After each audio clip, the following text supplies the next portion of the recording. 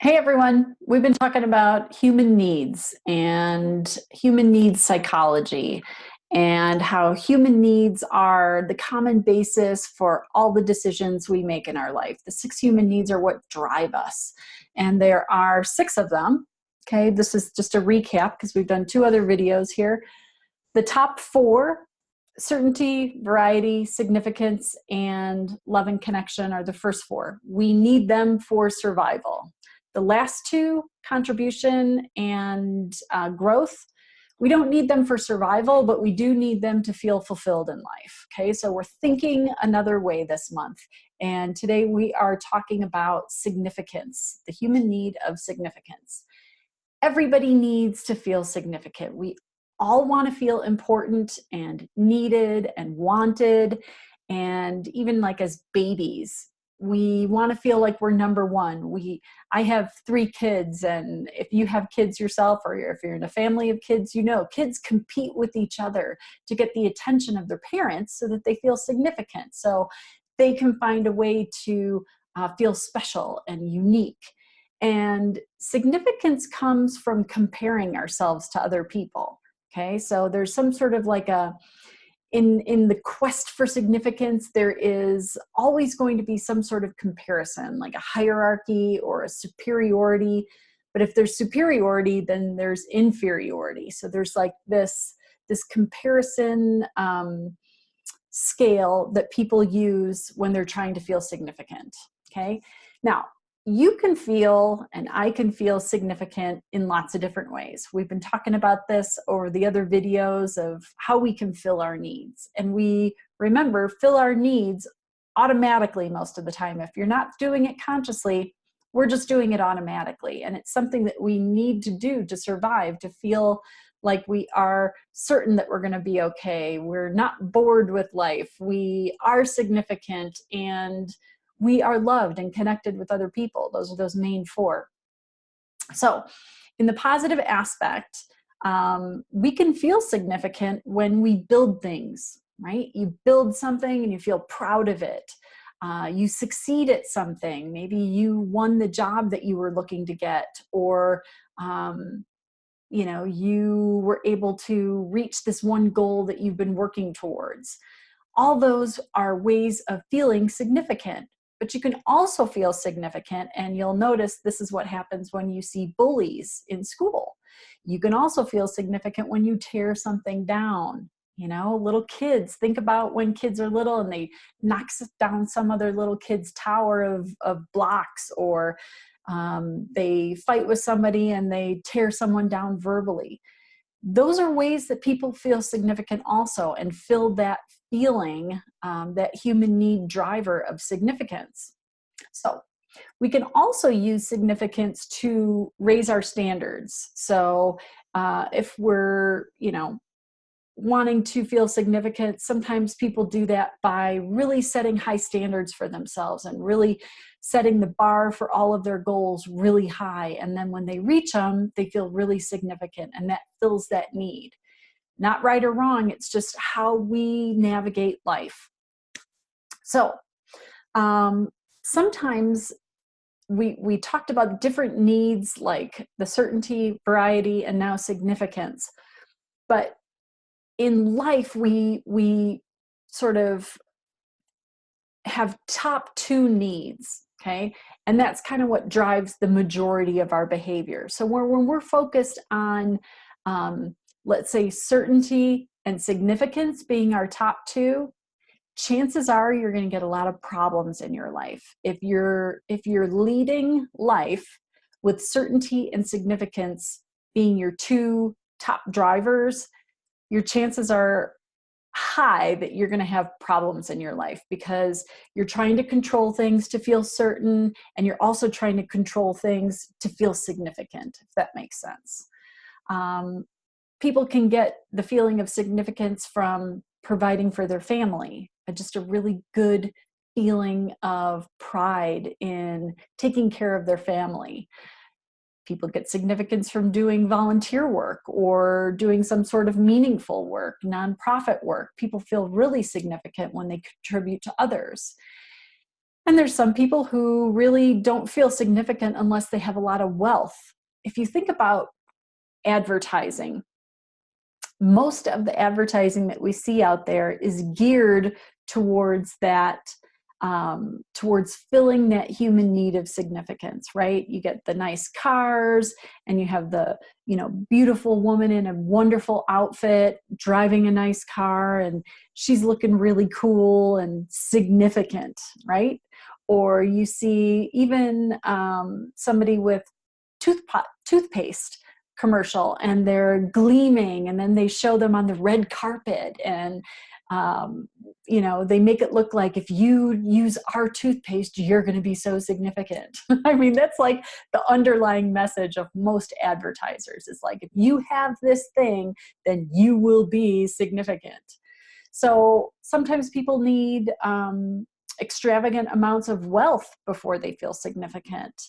Or the complete opposite, there are people who feel significant when they have the biggest problem, or the biggest failure, and they're the worst at something. And you see them sometimes, people on Facebook who are complaining about all of the problems that they have and how terrible it is, and look at what I have to deal with.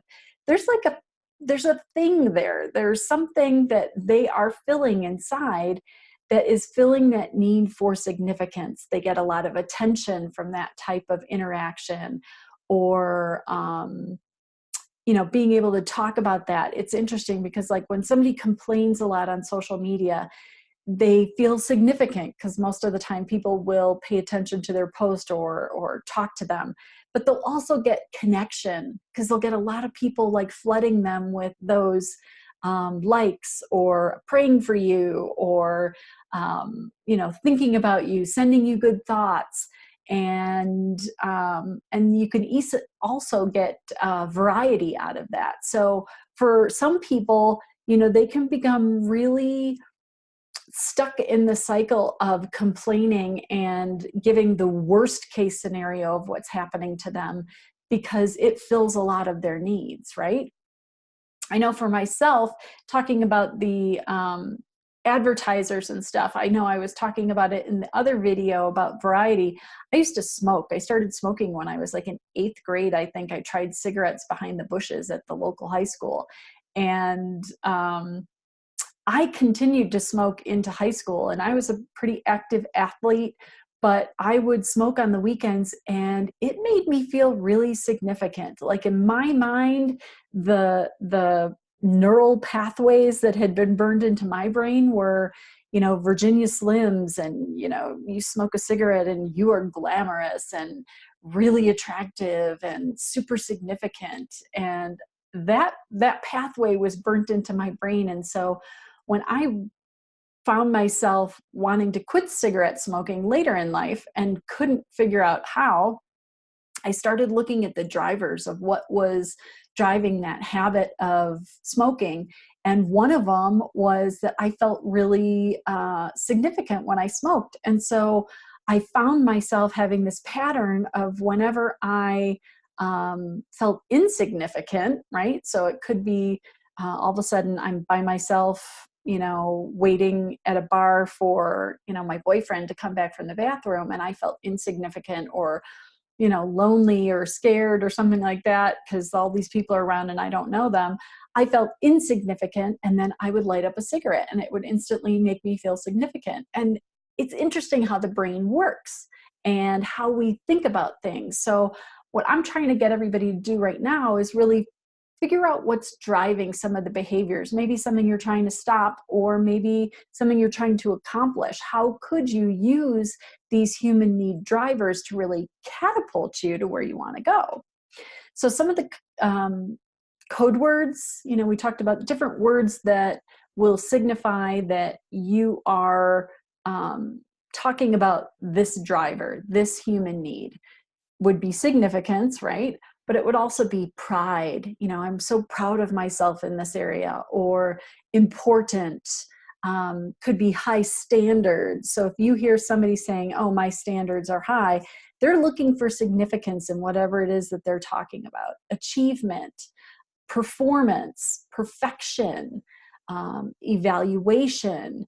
Could also be even discipline, right? Sometimes highly disciplined people really get their feeling of significance from how disciplined they are and how well they will take care of the things that they need to take care of in life. Competition is something very common because there is that comparison in significance, and then also rejection. So if you hear someone who's really struggling with rejection, it could be that they're struggling with the significance human need, and that could be something, if they could tap into that, they'd really be able to figure out some different behaviors that would help them to deal with the rejection piece.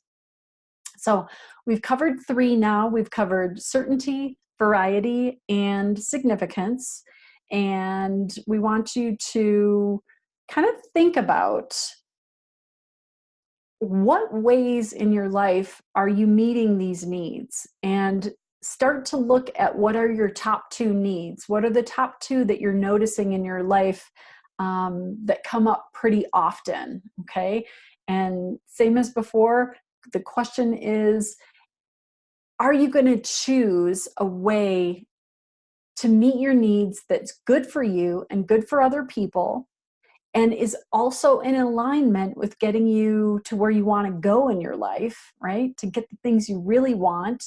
And is the way that you're using and filling your human needs, is it actually sustainable long term, right? Because like when we talk about drugs and alcohol and even sometimes risky behaviors that people do out in the world, it's like sometimes that stuff does fill our needs and it's temporary, but it's not sustainable long term, because long term it ends up hurting people or hurting ourselves or hurting our relationships, right? So we want to come up with ways of meeting our needs that are sustainable and are good for us and good for other people, okay? Because that's what's going to meet our needs, but it's going to be lasting if it meets all of these other things too, which is really cool. I like the way they all work together.